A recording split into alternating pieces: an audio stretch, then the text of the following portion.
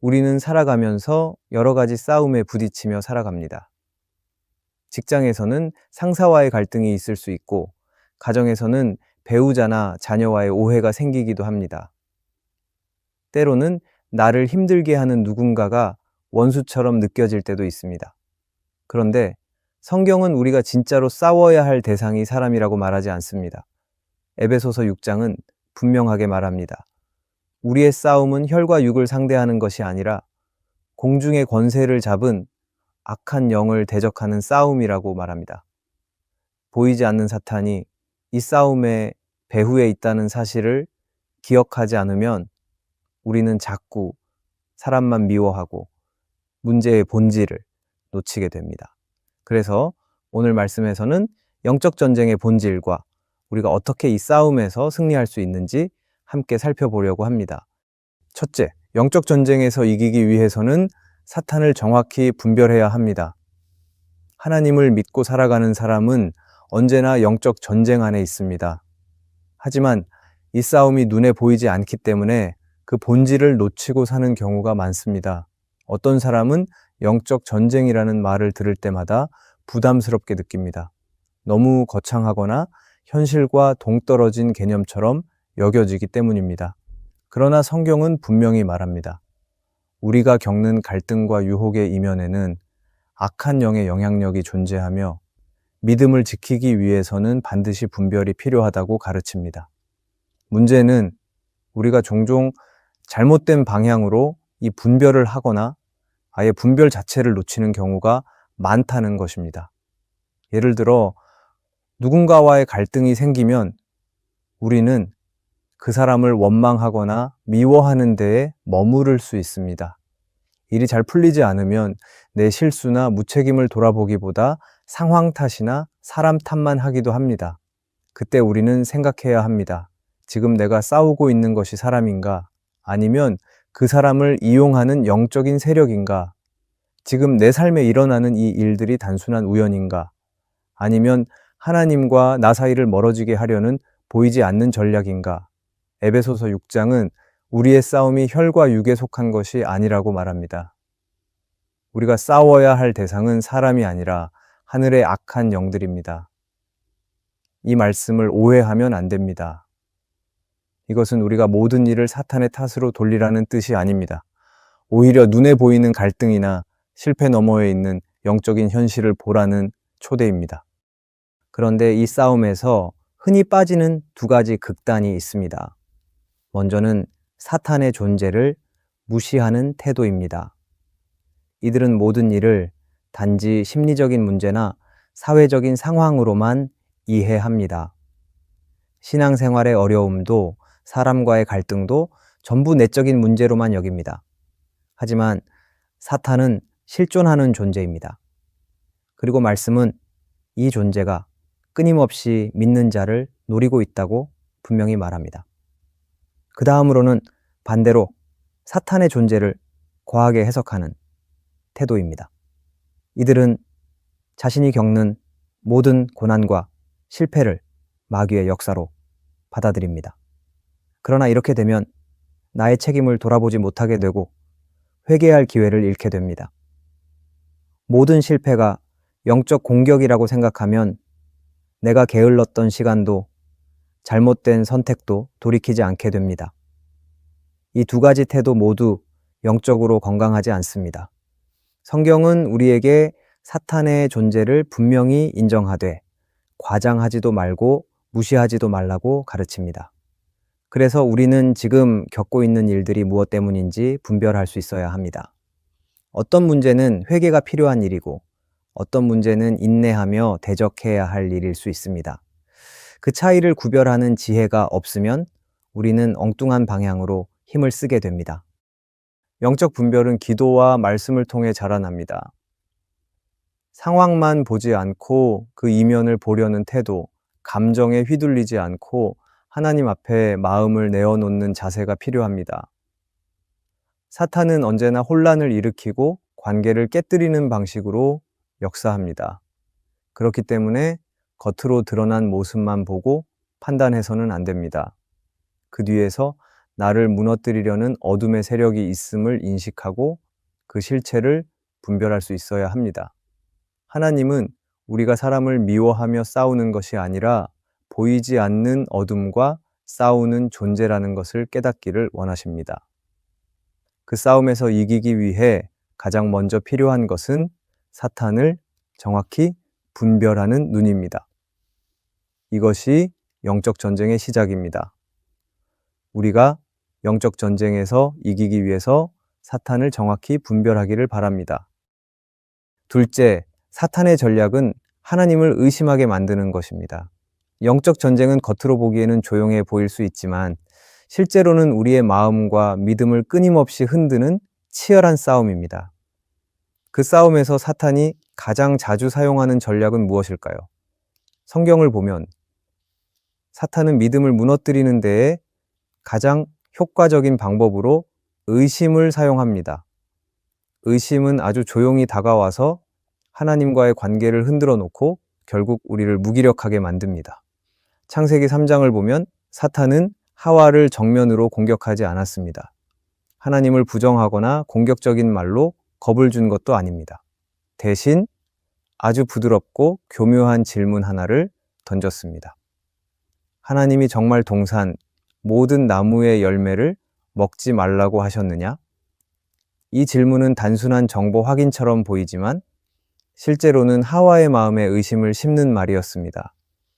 하나님의 말씀을 왜곡해서 질문했고 그 말에 하와가 대답하는 순간부터 의심은 점점 커졌습니다.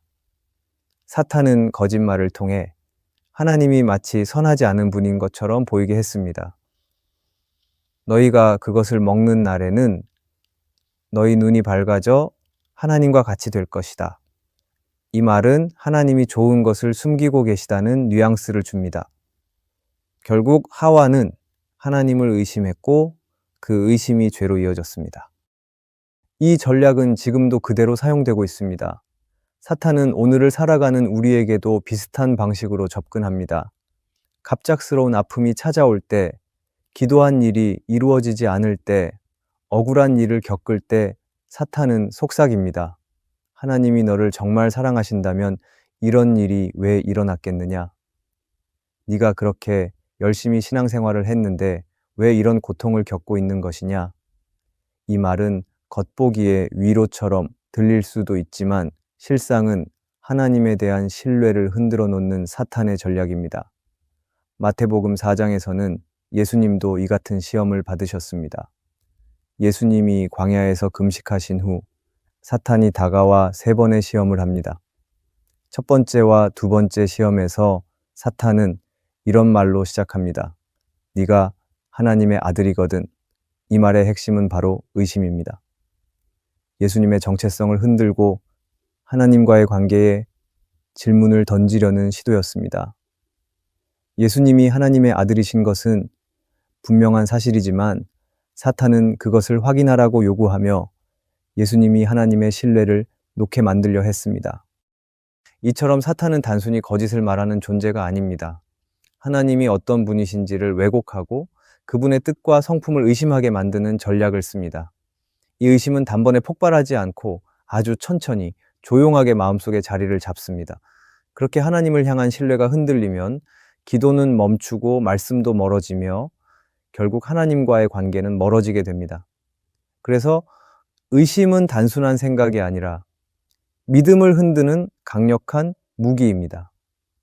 사람들은 흔히 불신앙을 갑작스러운 배신처럼 여기지만 사실은 사탄이 의심이라는 씨앗을 심고 시간이 지나면서 그것이 자라게 되는 경우가 많습니다.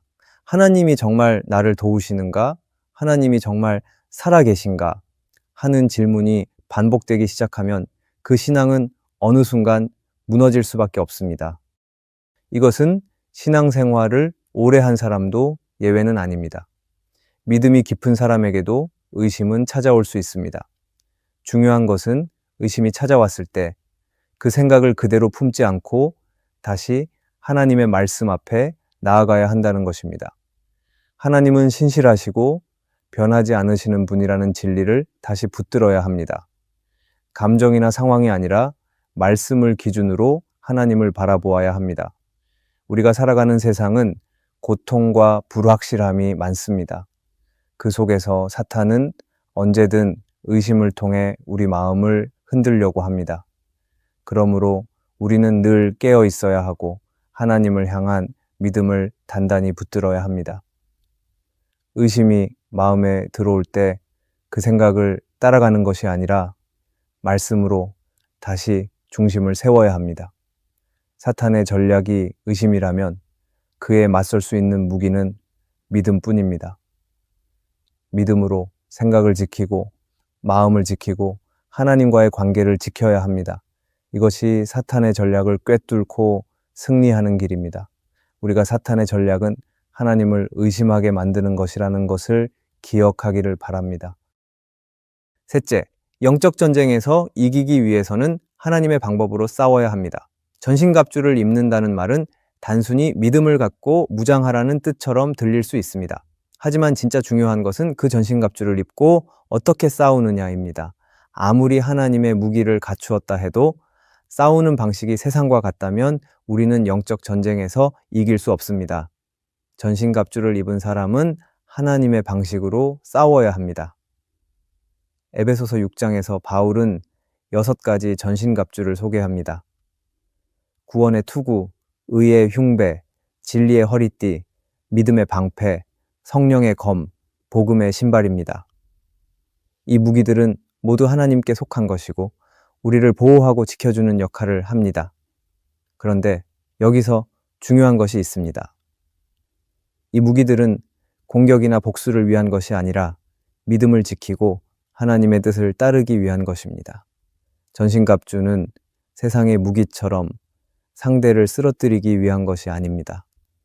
하나님 앞에서 바르게 서고 끝까지 믿음을 지키기 위한 장비입니다. 하지만 우리는 종종 이 갑주를 입고도 세상의 방식으로 싸우려 할 때가 많습니다.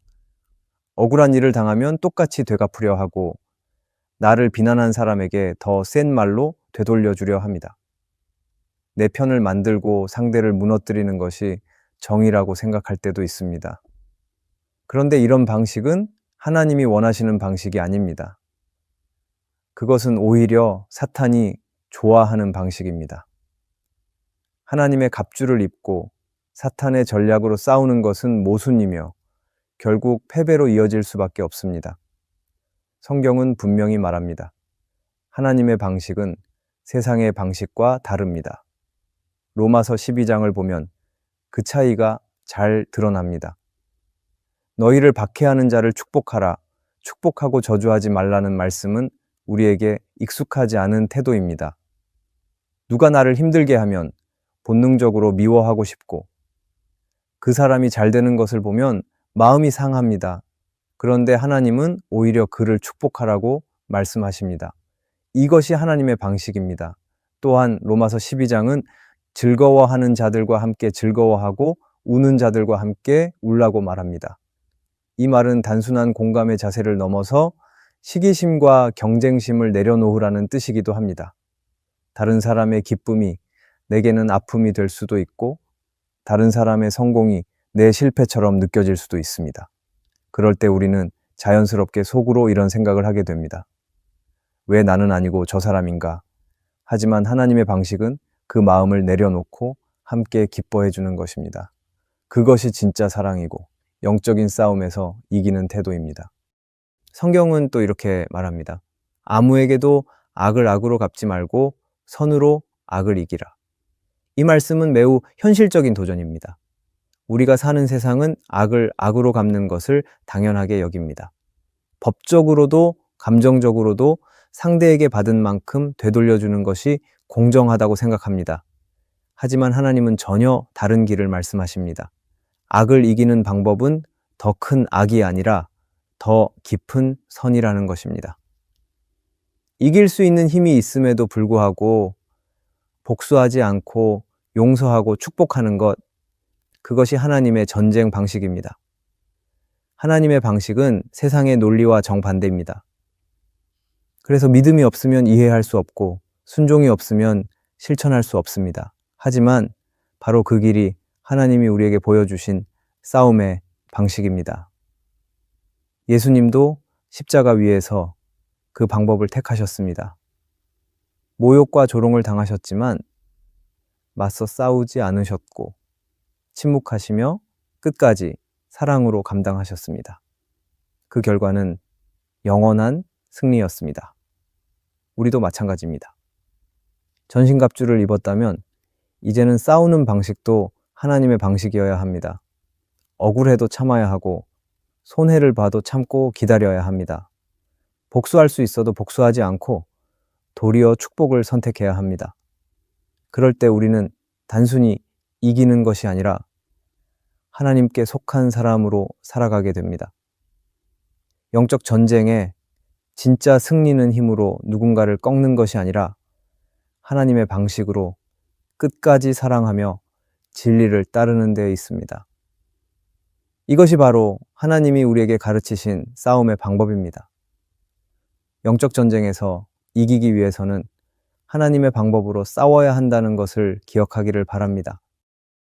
넷째, 말씀의 적용은 가장 먼저 가정이 되어야 합니다.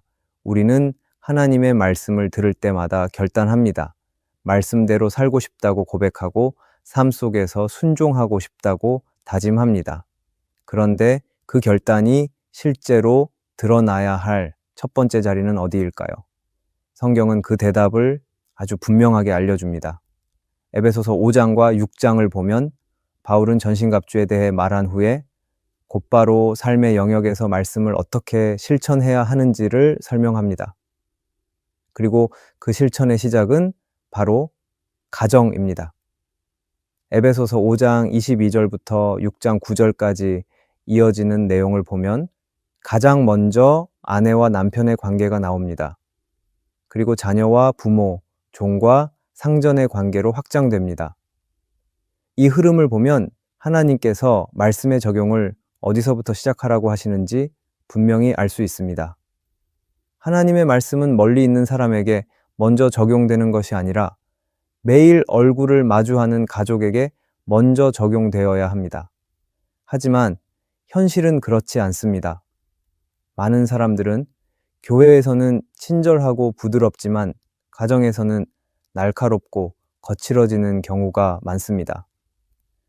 예배당에서는 인내심이 많아 보이지만 가정 안에서는 짜증을 쉽게 내고 상대방을 향한 말이 날카로워집니다. 말씀대로 살고 싶다는 마음은 있지만 정작 가장 가까운 가족에게 그 마음이 잘 전해지지 않을 때가 많습니다.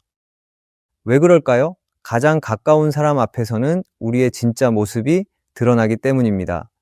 교회에서는 얼마든지 인내할 수 있지만 하루 세끼를 함께하고 생활의 모든 영역을 공유하는 가족 앞에서는 내 감정이 그대로 드러나게 됩니다.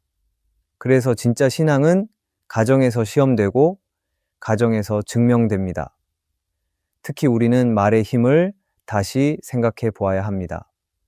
에베소서 4장은 말에 대해 이렇게 가르칩니다. 무릇 더러운 말은 너희 입 밖에도 내지 말고 오직 덕을 세우는 데 소용되는 대로 선한 말을 하여 듣는 자들에게 은혜를 끼치게 하라. 하지만 현실에서 말은 쉽게 상처가 되고 감정을 그대로 쏟아내는 도구가 되기도 합니다. 마귀, 즉 사탄은 이 말이라는 도구를 매우 자주 사용합니다. 헬라어로 마귀는 디아볼로스라고 하는데 이 말의 뜻은 이간질하는 자, 중상모략하는 자, 거짓을 말하는 자입니다. 다시 말하면 사탄의 가장 자주 쓰는 무기가 말이라는 것입니다. 말 한마디로 사람을 살릴 수도 있고 말 한마디로 사람을 무너뜨릴 수도 있습니다. 겉으로는 농담처럼 보이지만 그 말이 상대에게 깊은 상처가 되기도 합니다. 외모를 비하하는 말, 성격을 깎아내리는 말, 비교하고 조롱하는 말은 모두 사탄이 기뻐하는 말입니다. 하나님은 우리 입술을 통해 생명의 말을 하시길 원하십니다.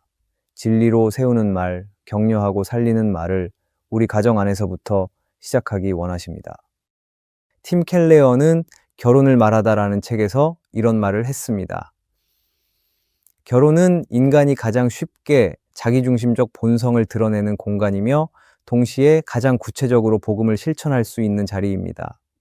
이 말은 부부 사이에서 복음을 실천하는 것이 결코 쉬운 일이 아니지만 가장 실제적인 훈련의 자리가 된다는 의미입니다. 가정은 우리의 믿음을 말로만이 아니라 삶으로 보여줄 수 있는 가장 가까운 현장입니다. 그래서 하나님은 우리에게 이렇게 말씀하십니다. 아내는 남편을 존중하라고 하셨고, 남편은 아내를 그리스도께서 교회를 사랑하신 것처럼 사랑하라고 하셨습니다.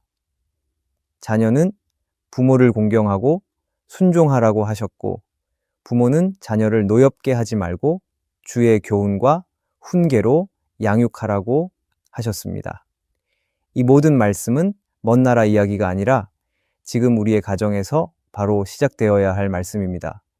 가정은 하나님의 말씀이 살아 움직이는 첫 번째 장소입니다.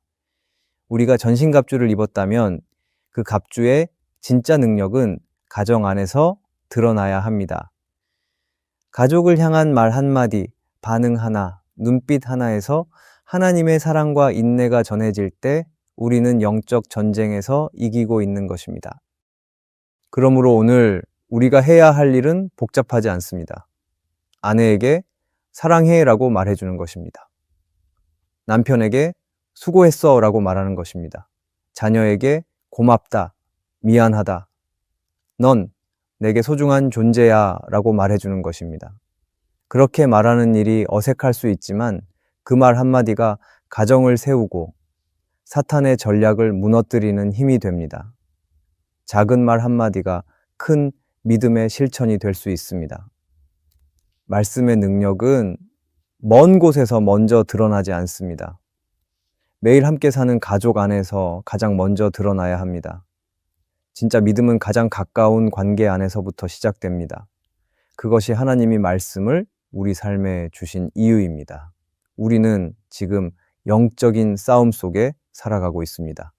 눈에 보이지 않지만 분명히 존재하는 사탄의 전략은 우리 마음을 흔들고 관계를 깨뜨리며 하나님과 멀어지게 하려는 것입니다.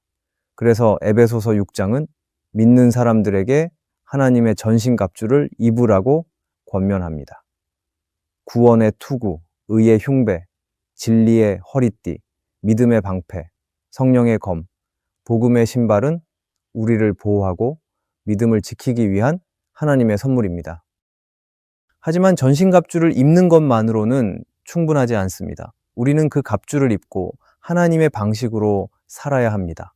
억울한 일을 당했을 때, 누군가 나를 미워할 때, 말할 수 없이 힘든 상황에 놓였을 때, 그 순간에 우리는 세상의 방식이 아니라 하나님이 보여주신 방식으로 반응해야 합니다. 축복하고, 인내하고, 선으로 악을 이기는 것이 하나님이 우리에게 가르치신 길입니다. 그리고 그 싸움은 먼 곳이 아니라 지금 내 가정에서부터 시작됩니다. 가장 가까운 가족에게 믿음을 보여주고 하나님의 사랑을 말로 전하고 그 말씀을 삶으로 살아내는 것. 그것이 진짜 영적 전쟁에서 승리하는 길입니다. 우리는 전신갑주를 이미 입은 사람들입니다. 그러므로 오늘부터는 그 갑주에 어울리는 태도로 하나님이 기뻐하시는 방식으로 싸워야 합니다. 세상의 방식이 아니라 하나님의 방식으로 반응하며 살아가는 사람. 하나님은 그런 사람을 통해 이 땅의 어둠을 물리치고 하나님의 나라를 이루어 가십니다. 오늘의 말씀이 은혜가 되셨다면 댓글에 아멘이라고 적어주시면 감사하겠습니다. 여러분들이 남겨주시는 댓글은 정말 큰 힘이 됩니다. 그리고 여러분들이 눌러주시는 좋아요와 구독도 큰 힘이 됩니다.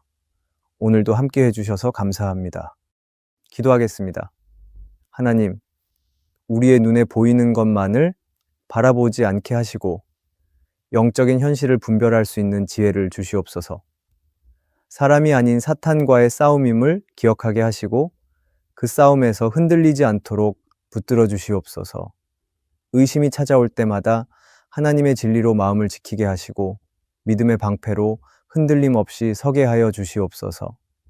전신갑주를 입고도 세상의 방식으로 싸우지 않게 하시고 주님의 사랑과 인내로 반응하게 하여 주시옵소서.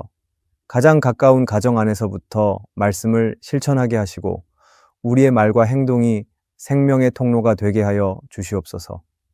오늘도 우리 삶의 모든 자리에서 하나님의 방식으로 살아가게 하여 주시옵소서. 예수님의 이름으로 기도합니다. 아멘.